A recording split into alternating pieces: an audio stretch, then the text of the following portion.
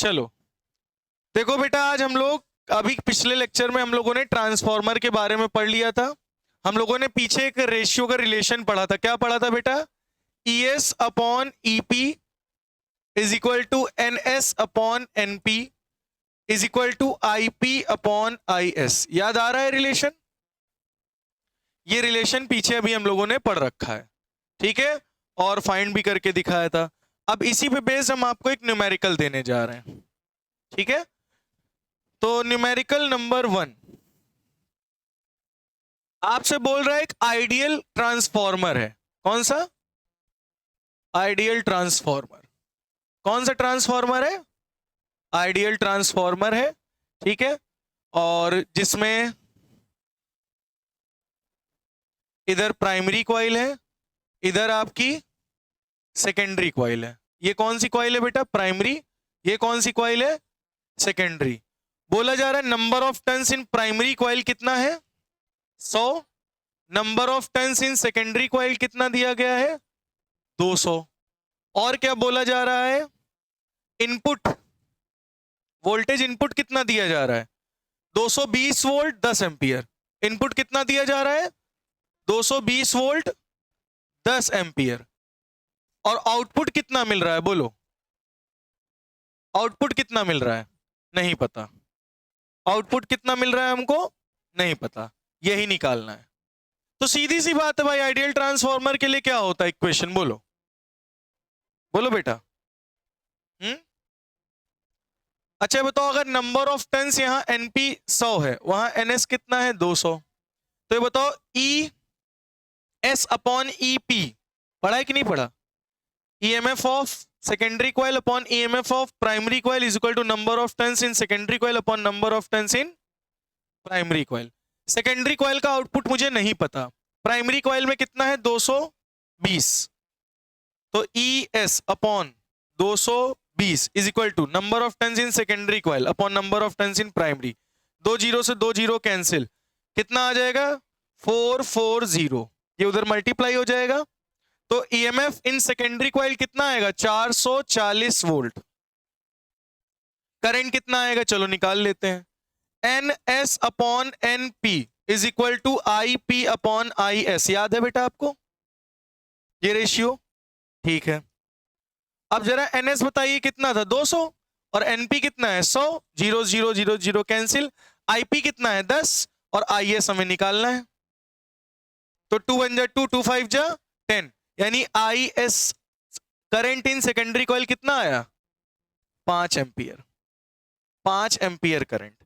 तो आप देख सकते हो नंबर ऑफ टर्न्स, EMF 220 था, यहाँ EMF कितना हो गया? 440। EMF बड़ा, करंट क्या हो गया? घट गया। बोलो समझ में आया नहीं आया? बेटा नोट कर लीजिए।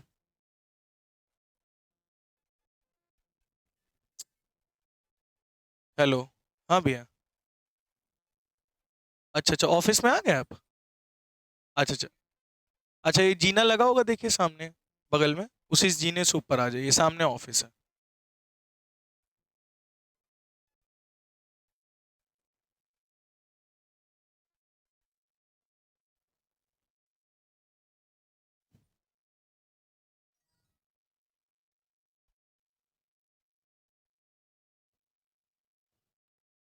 लोन करवा रहे हैं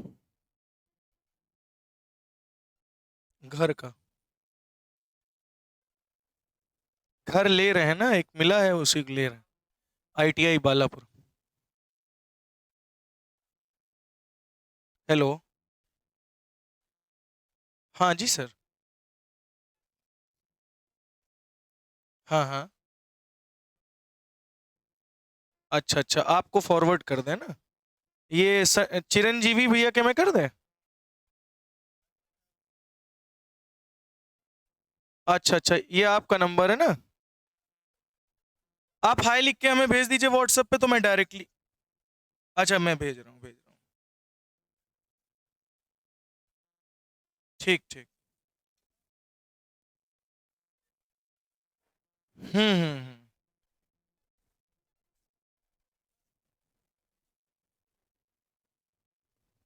बेटा नोट कर लो जल्दी से। 11 लाख बना बनाया, बढ़िया नहीं है तो पुराना, जमीन 900 स्क्वायर फीट है, 700 स्क्वायर फीट में बना है, मेंटेन करा लेंगे अभी। ये है कंडीशन सही, रेडी टू मूव है, इसीलिए तो यहाँ 12-13 लाख की खाली वो मिल रही हैं जमीन।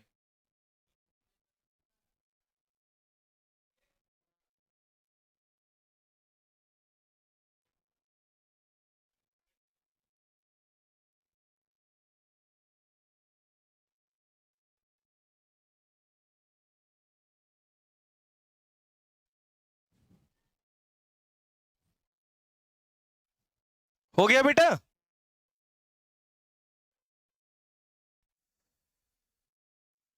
अरे यार लोग आज पढ़ाए ना दे हैं।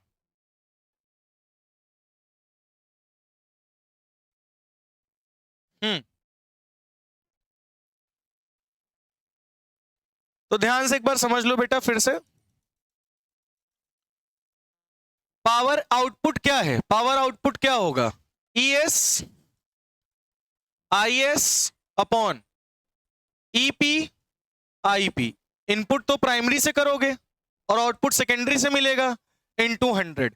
ये आपका फॉर्मूला आ गया एफिशिएंसी निकालने का। किसका फॉर्मूला आ गया बेटा? एफिशिएंसी। तो प्रैक्टिकल ट्रांसफॉर्मर कभी भी आपको 100% एफिशिएंसी नहीं देता है, कुछ ना कुछ पावर क्या हो जाती है? लॉस हो जाती है। तो हमारे मन में क्वेश्चन आ रहा है, आइडियल ट्रांसफॉर्मर तो होता नहीं है जितना पावर इनपुट करो उतना आउटपुट मिले। प्रैक्टिकल ट्रांसफॉर्मर में क्या होता है? इनपुट करते हैं ज्यादा, आउटपुट मिलता है कम। आखिर ये पावर वेस्ट कहां हो रही है? मन में आ रहा होगा ना, ये पावर जा कहां रही है? तो ये पावर कहां वेस्ट होती है ट्रांसफॉर्मर में, वही हमारा नेक्स्ट और लास्ट टॉपिक है। ठीक है, आउटपुट हमें ज्यादा क्यों नहीं मिल पा रहा, तो उसका कारण क्या है, चलिए जानते हैं। तो हेडिंग लगाइए बेटा सभी बच्चे।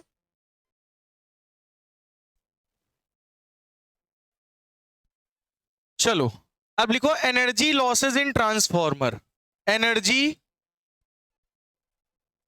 Losses in transformer.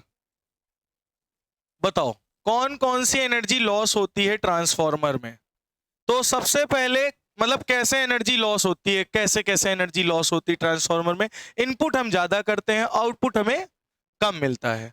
तो आखिर ऐसा क्या हो रहा, कैसे एनर्जी लॉस हो रही? तो पहला है फ्लक्स लीकेज। पहला किसके द्वारा होता है बेटा? Flux leakage. सबसे बड़ी प्रॉब्लम ये है फ्लक्स लीकेज। फ्लक्स लीकेज की वजह से, किसकी वजह से बेटा? फ्लक्स लीकेज की वजह से क्या हो रहा है? Power loss. देखो कैसे, ये आपके पास क्या है? आयरन ओर है, कोर है ना? ये क्या है? कोर। क्या है? कोर। अब इसमें ये कौन सी कॉइल होगी? Primary coil. ये कौन सी कॉइल होगी? Secondary coil. ठीक है, अब जब आप इधर ध्यान से सुनना, अब मैग्नेटिक फील्ड कुछ ऐसे जाएगी, कुछ ऐसे जाएगी, कुछ ऐसे जाएगी, और कुछ ऐसे भी तो जाएगी, और कुछ ऐसे भी तो जाएगी। तो तुम जरा ध्यान से देखो, ये मैग्नेटिक फील्ड बाहर जा रही है, ये मैग्नेटिक फील्ड भी बाहर जा रही है। तो ये वाला फ्लक्स क्या हो रहा है? कॉइल के बाहर चला जा रहा है। तो फ्लक्स बाहर अगर चला गया, मैग्नेटिक फील्ड बाहर चली गई, तो जो इसकी वजह से करंट प्रोड्यूस होना था, जो पावर मिलनी थी, वो मिल पाएगी तुम्हें? नहीं मिल पाएगी। तो यहां फ्लक्स क्या हो रहा है? लीक हो रहा है। इसीलिए हम लोग यहां पे कौन सा कोर कौन सा यूज करते हैं? Soft iron core. कौन सा कोर यूज करते हैं? Soft iron core. ये ज्यादा से ज्यादा मैग्नेटिक फील्ड को अपने अंदर रखता है, क्योंकि ये फेरोमैग्नेटिक है। ये ज्यादा से ज्यादा मैग्नेटिक फील्ड को अपने अंदर से पास कराता है, लेकिन फिर भी कुछ ना कुछ मैग्नेटिक फील्ड बाहर निकली जाती है। इसी को क्या कहते हैं? Flux leakage. क्या बोलते हैं भाई? सीधी सी बात है, ध्यान से सुनो। ये तुम्हारा आयरन ओर है, ये तुम्हारी क्या है? एक तरीके से सोलिनॉइड है ना? तो यहां पे एक मिनट, चलो देखो। तो बेटा देखो यहां फ्लक्स लीकेज कैसे हो रहा है। ये आपका सॉफ्ट आयरन कोर है, ये आपकी कॉइल है। अब ये सॉफ्ट आयरन कोर क्या करेगा? कोशिश करेगा सारी मैग्नेटिक फील्ड को अंदर से ही ले जाने की, है ना? लेकिन कुछ ना कुछ मैग्नेटिक फील्ड क्या होगी? बाहर आएगी। यहां से भी कुछ ना कुछ मैग्नेटिक फील्ड बाहर आएगी। तो इसी को क्या कहते हैं? Flux leakage. और इसी फ्लक्स लीकेज होने की वजह से क्या होता है? एनर्जी लॉस, पावर क्या हो जाती है? लॉस। इसीलिए हम लोग जो भी इनपुट देते हैं पावर, वो आउटपुट हमें नहीं मिलता है। ठीक है, लेकिन इस फ्लक्स लीकेज को मिनिमाइज करने के लिए पहले हम लोग स्टील यूज करते थे। पहले क्या यूज करते थे? स्टील। अब क्या यूज करते हैं? Soft iron core. तो सॉफ्ट आयरन कोर बेटा इस फ्लक्स लीकेज को मिनिमाइज करने के लिए ही यूज किया जाता है। क्या करने के लिए बेटा?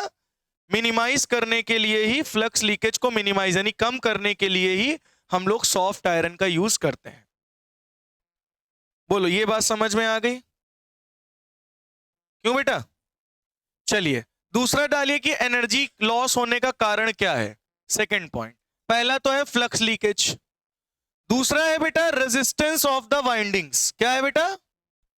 Resistance of the windings.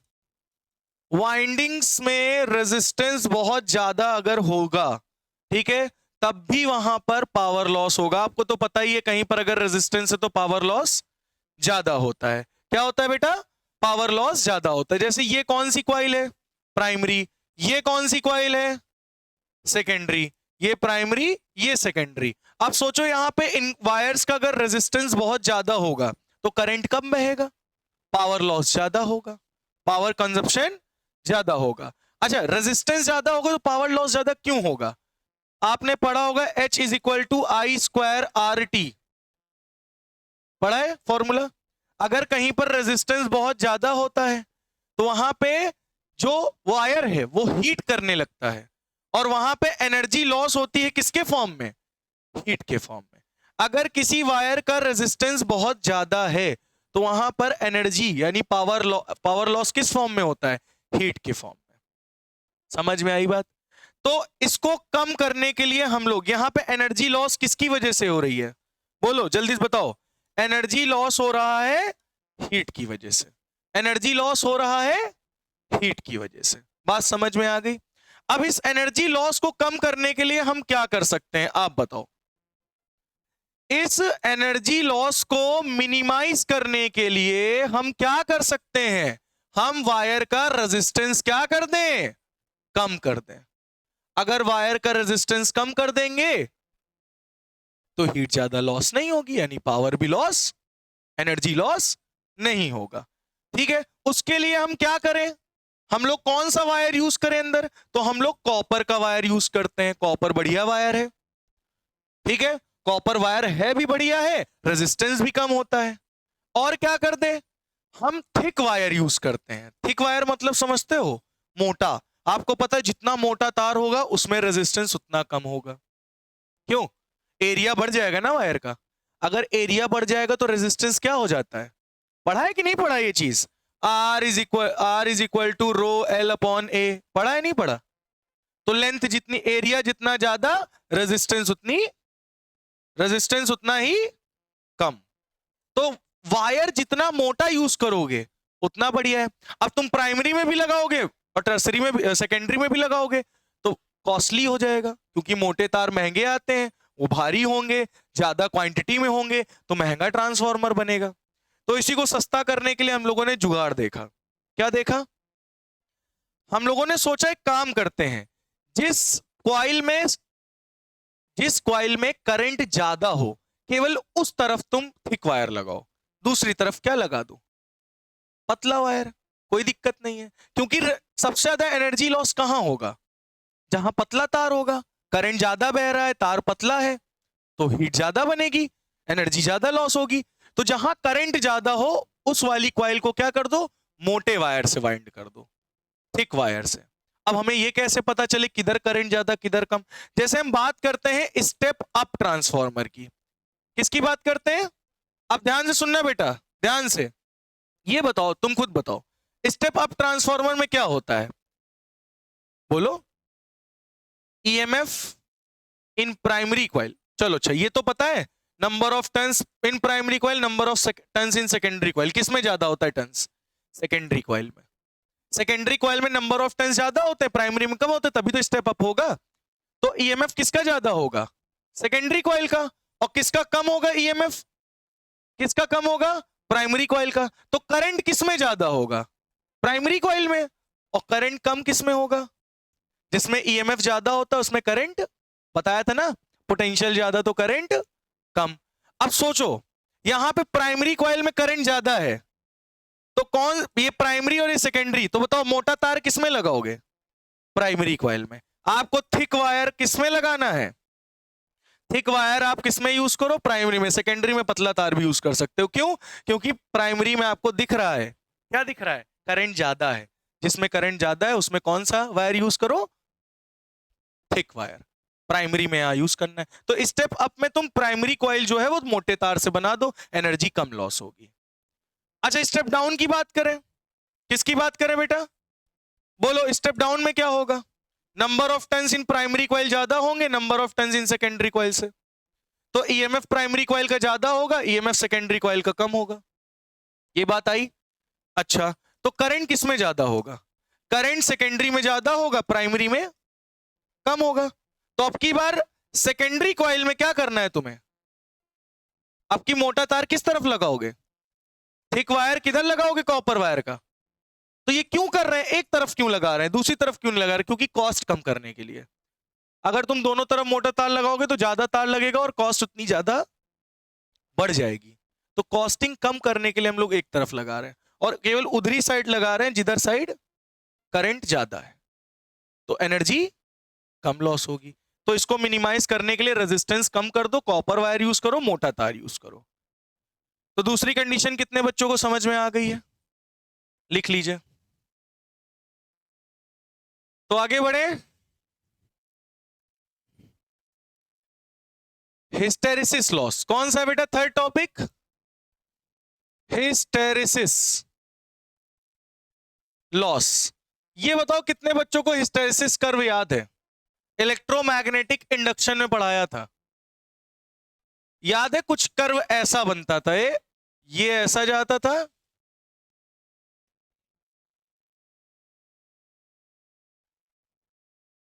जी याद आ रहा है? जिसमें मैग्नेट, वो सब्सटेंस मैग्नेटाइज होता था, डीमैग्नेटाइज होता था, रीमैग्नेटाइज होता था, फिर डीमैग्नेटाइज होता था, फिर रीमैग्नेटाइज। याद आ रहा है? याद आ रहा है? तो हिस्टेरिसिस लॉस कैसे होता है इस चीज को समझिए। हिस्टेरिसिस लॉस, अच्छा ये बताओ इसमें कौन सा करंट बहता है? Alternating current. Alternating current. कौन सा करंट यूज होता है बेटा? यही करंट तो यूज होता है। क्यों?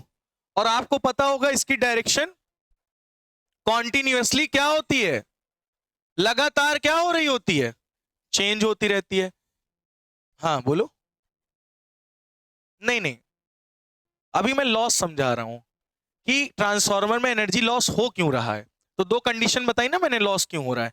ये तीसरी कंडीशन है कि भाई उसमें क्या हो रहा है? अल्टरनेटिंग करंट फ्लो हो रहा है, किसमें? ट्रांसफार्मर में।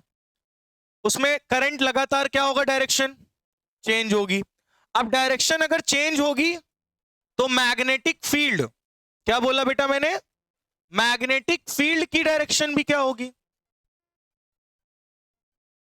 क्या होगी? लगातार। इसकी डायरेक्शन भी क्या होगी? कॉन्टिन्यूअसली चेंज होगी। अब अगर बार बार करंट आ रहा है, जा रहा है, आ रहा है, जा रहा है, तो क्या होगा? कॉन्टिन्यूअसली क्या होगा? मैग्नेटाइज होगा मटेरियल। फिर क्या होगा? डीमैग्नेटाइज होगा। फिर क्या होगा? रीमैग्नेटाइज होगा। फिर क्या होगा? डीमैग्नेटाइज होगा। फिर क्या होगा? यही तरह कहानी चलती रहेगी। फिर मैग्नेटाइज होगा, डीमैग्नेटाइज होगा, समझ रहे हो ना? लेकिन रीमैग्नेटाइज होगा अपोजिट डायरेक्शन में। कौन सी डायरेक्शन में बेटा? Opposite direction. बोलो बात कितने बच्चों को ये समझ में आ गई?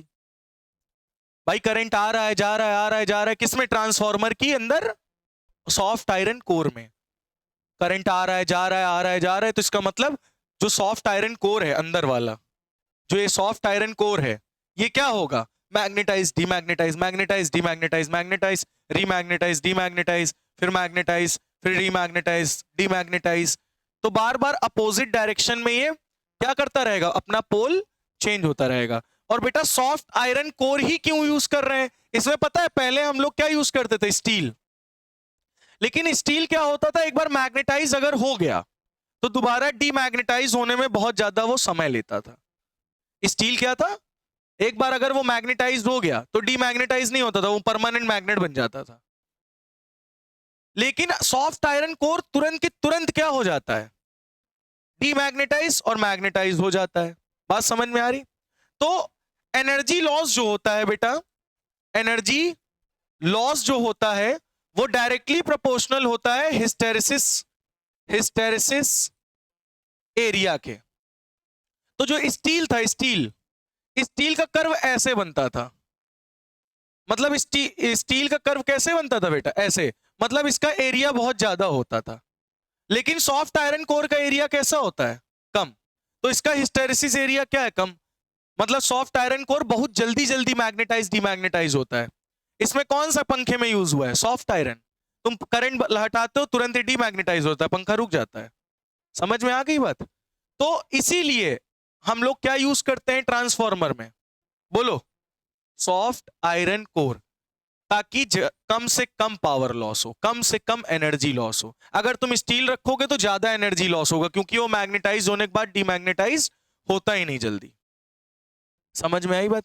इसलिए हम लोग क्या यूज करते हैं, सॉफ्ट आयरन कोर, क्योंकि उसका हिस्टेरेसिस कर्व का एरिया क्या है, कम है।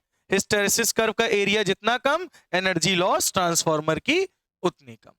इसीलिए हम लोग अंदर जो लोहे का मटेरियल लगाते हैं वो कौन सा होता है, सॉफ्ट आयरन कोर। समझ में आई बात या नहीं। ट्रांसफार्मर कोर क्या हुआ बेटा, ये देख रहे हो, ये ई शेप का होता है, ये देख लो, ये हो गया, ये हो गया, दिख रहा है बेटा आपको।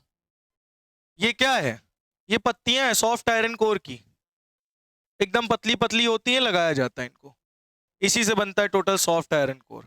और ये लैमिनेटेड होती हैं, क्या होती हैं, ये दिख रहा है कि नहीं, ये है, देखो लिखा है लैमिनेटेड कोर। कौन सा कोर है ये, लैमिनेटेड है, इंडिविजुअल लैमिनेशन होती है एक एक पे, ठीक है, ताकि हीट बाहर ना लॉस हो और दूसरे में जाए ना। अभी बताएंगे एडी करंट। ये है आपका आयरन कोर, इस तरह पतली पतली पत्तियां होती हैं, जुड़कर बनती हैं। तो ये बात कितने बच्चों को समझ में आ गई, हिस्टेरेसिस कर्व, ओ सॉरी हिस्टेरेसिस लॉस क्लियर हो गया है, बना लीजिए जल्दी से। अब इसके बाद लास्ट हम लोग देखेंगे eddy current, eddy loss, eddy current loss note, ठीक है बेटा, ये हो गया नोट, हो गया। तो बताओ हम लोग क्या यूज करते हैं, we use soft iron core. Soft iron core बताओ क्यों यूज करते हैं, क्योंकि which has very small energy loss, which has very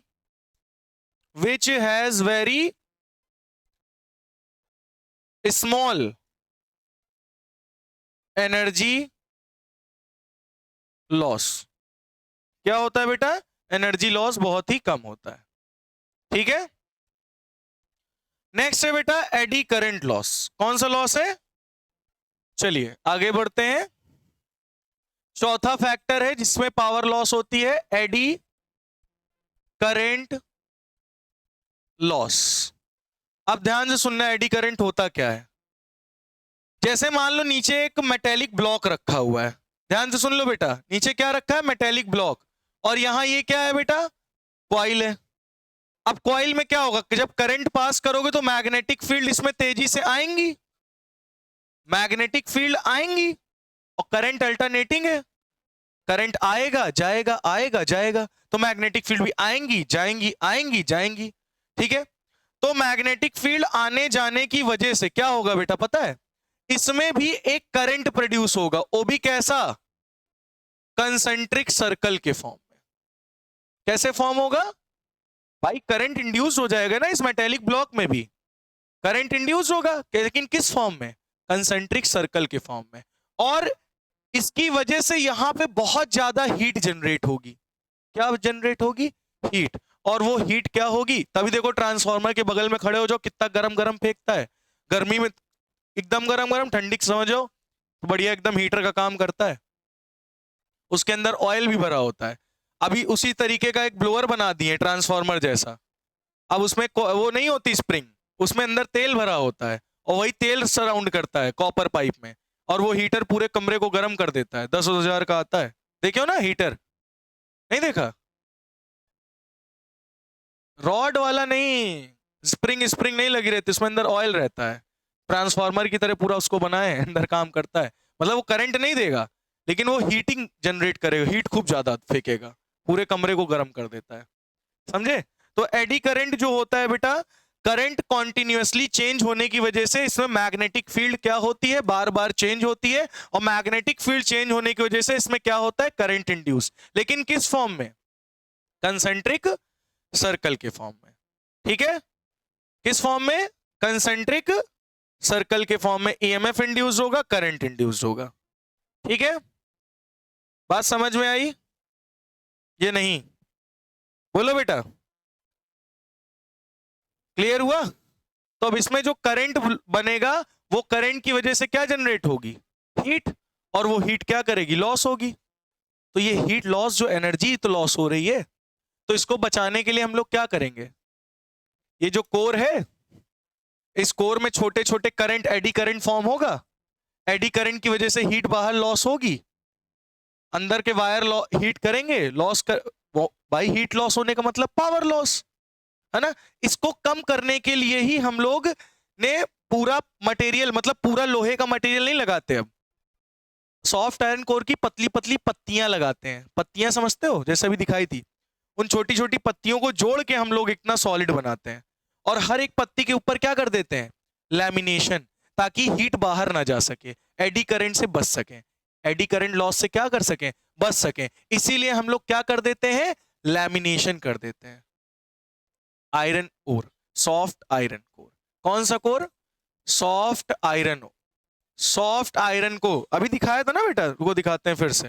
ये देखो, ये जो पत्तियां हैं, इन पत्तियों को हम क्या कर देते हैं?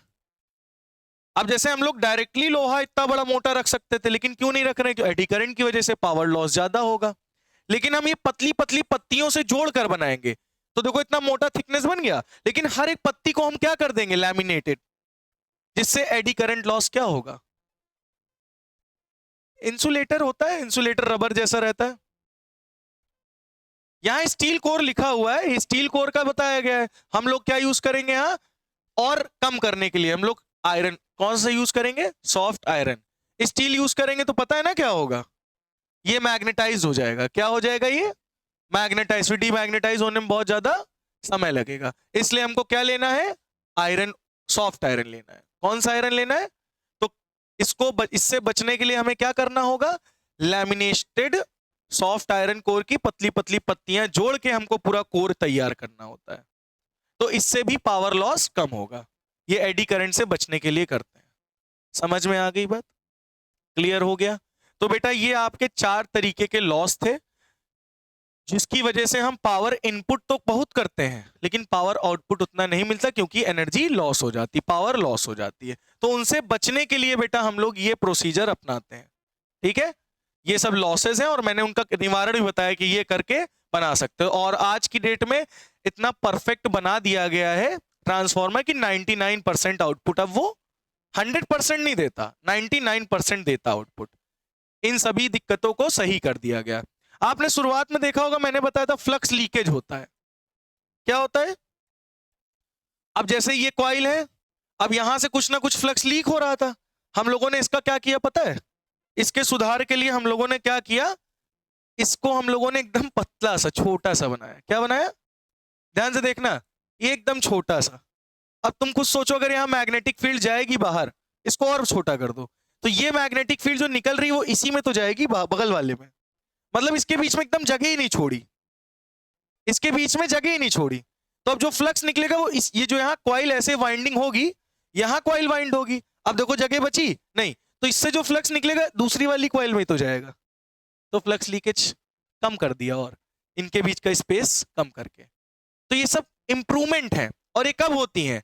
जब जब ट्रांसफॉर्मर डिवाइस बन गया तब धीरे धीरे देखा गया क्या क्या चीजें लॉस हो रही हैं, कैसे कैसे एनर्जी लॉस हो रही है, उनको एक एक करके सुधारा गया और आज की डेट में ऐसा ट्रांसफॉर्मर बन चुका है जो 90% 99% क्या दे सकता है, पावर आउटपुट दे सकता है। तो यहां पे आपका बेटा होता है एसी चैप्टर ओवर। ठीक है, हम लोग कल से स्टार्ट करेंगे इलेक्ट्रोमैग्नेटिक वेव्स। ठीक है।